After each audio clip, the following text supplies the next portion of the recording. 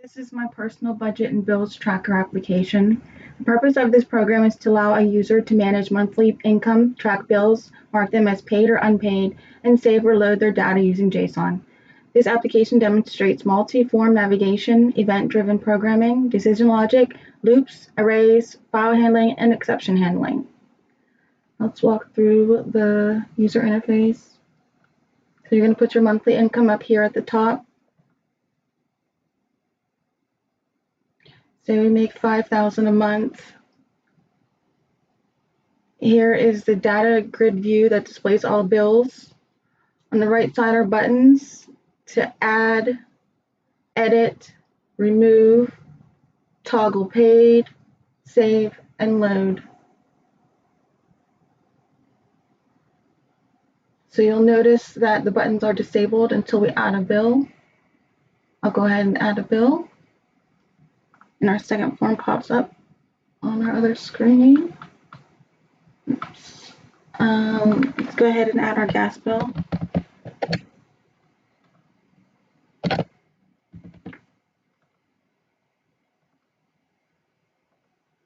And so we have our categories.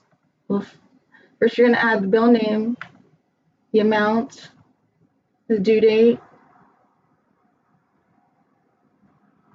category, rent, utilities, internet, phone, insurance, subscription, credit card, car payment, groceries, other.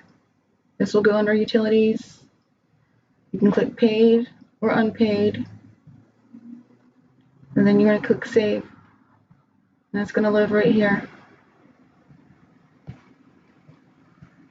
So you'll notice once we add a bill, all these buttons are now enabled. So you can go ahead and edit that bill. Oops, it's on my other screen. And it just opens it back up. So if you put the amount wrong, you can fix it right there and then save it and see how it adjusts the amount. You'll notice once you enter your monthly income up here, if you add a bill, it calculates your remaining income right here. Let's go ahead and add some more.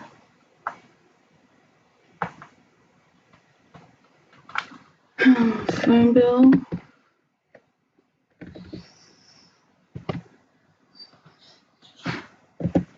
$50. We'll say it's due next week too. We'll add that on our phone. Save.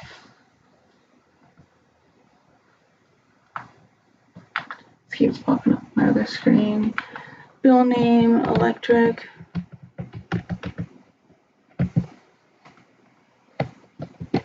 We'll say amount's $100 and it's due next week. It's going to be under utilities. And you know what we are? Well, if you've already paid that much, you'll mark paid right there and go ahead and save it. And you notice it doesn't deduct from your total bills since it's already paid.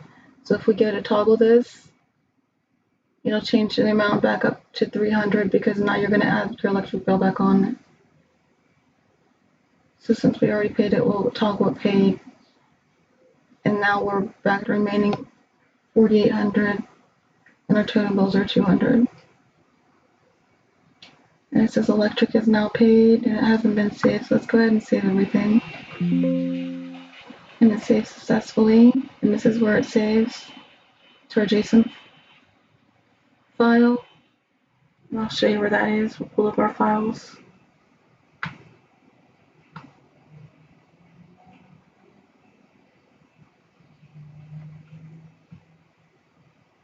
And this is how it saves your monthly income, gas bill, the due date is paid, category, phone, amount, due date is paid, the category, and then your electric as well.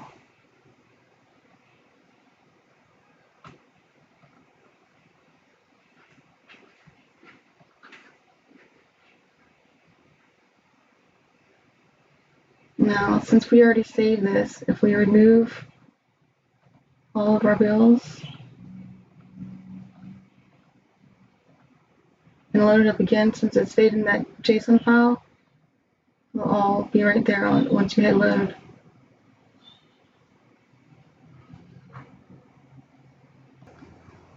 Now you can filter your bills between unpaid, paid, and overdue.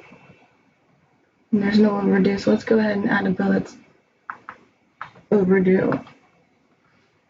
Let's say what bills do we have? Let's say our groceries. Well, I guess groceries really can't be overdue.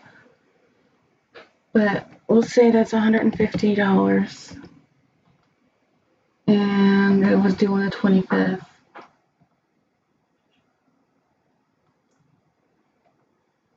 So I notice your total bills go up to $350 and your remaining goes down to $46.50.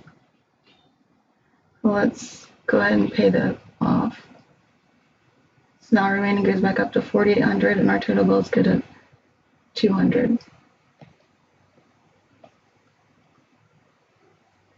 Let's go ahead and save that file.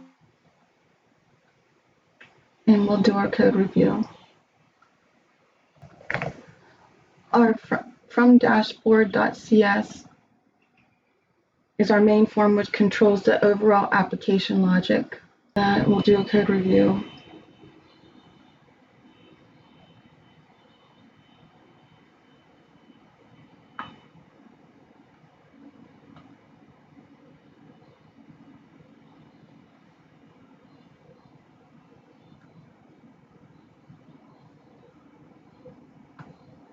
I use the custom budget data class to store the monthly income in list of bill objects. The binding list allows the data grid view to update automatically when the list changes. That's this right here. Event handling button, add bill, click. This demonstrates event handling. When the user clicks add bill, the application opens the second form.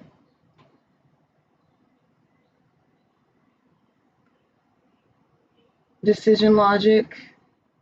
This is one example of decision logic. It validates user input and prevents invalid data from being processed.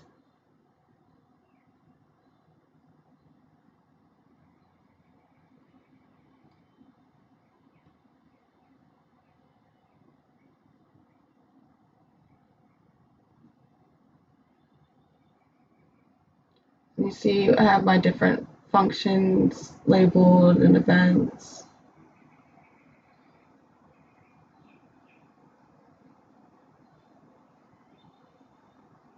Here's where we're loading the data from JSON with exception handling. This is the read file with exceptions.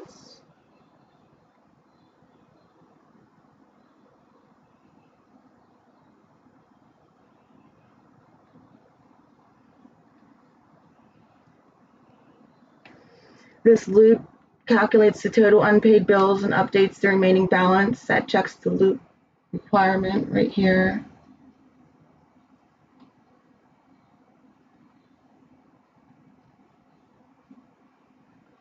Where's the other page?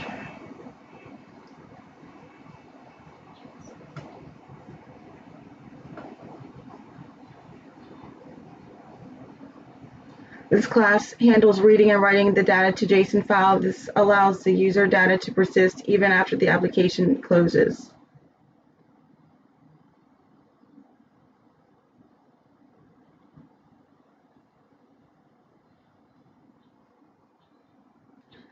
This ensures that the program doesn't crash if something goes wrong during file operations.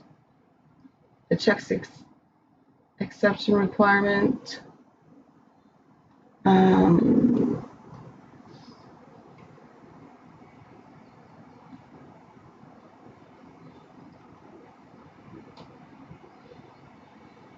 This is my bill class. It defines the properties for each bill object, including name, amount, due date, category, and paid status. This demonstrates object-oriented programming because each bill is an object stored inside a list.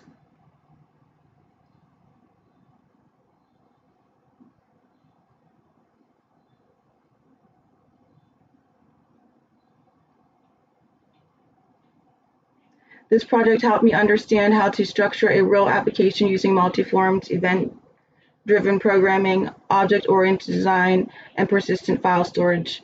The program has a clear purpose and provides a complete user workflow from creating bills to saving and loading data. Thank you.